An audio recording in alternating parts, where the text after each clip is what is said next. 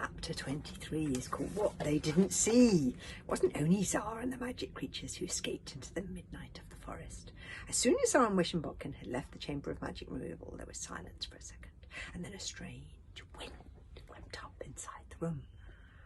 Although it is impossible for a wind to blow inside, the black feathers and the dusty fragments of the Kingwitch lying all around began to blow about restlessly. For you see, every light has its dark.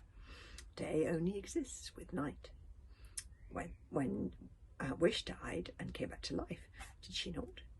For it turned out that she was a great enchanter, and great enchanters have more than one life. But there was more than one great enchanter in the room. If Wish could come alive again, so too could the Kingwitch. Slowly, slowly, slowly, the millions and millions of Kingwitch fragments rose up into the air, making a strange, sweet humming noise, and the tiny individual bricks whizzed round at tremendous speed, like a swarm of bees, shuffling and reshuffling themselves, just like they had with Wish, as if they had some internal memory of where they were supposed to be. And a strange singing noise filled the room, sweet and evil, all at the same time. How many times this witch's life? How many times must it be killed? How many times must yet be left? Lives must be left. Risk it all, risk it all, risk it all.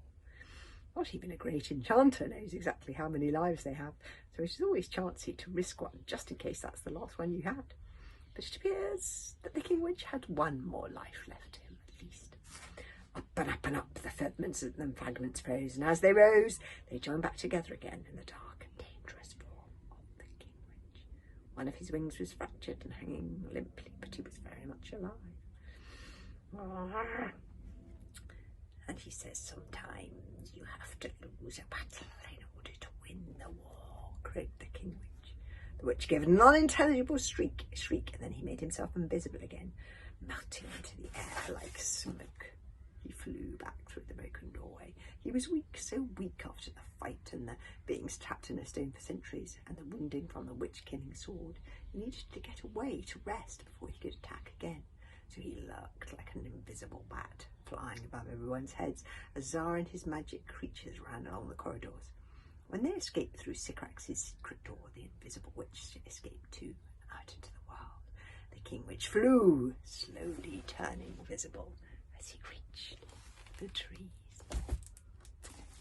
And that's chapter 25, is next, is tomorrow. And it's called Mother and Daughter.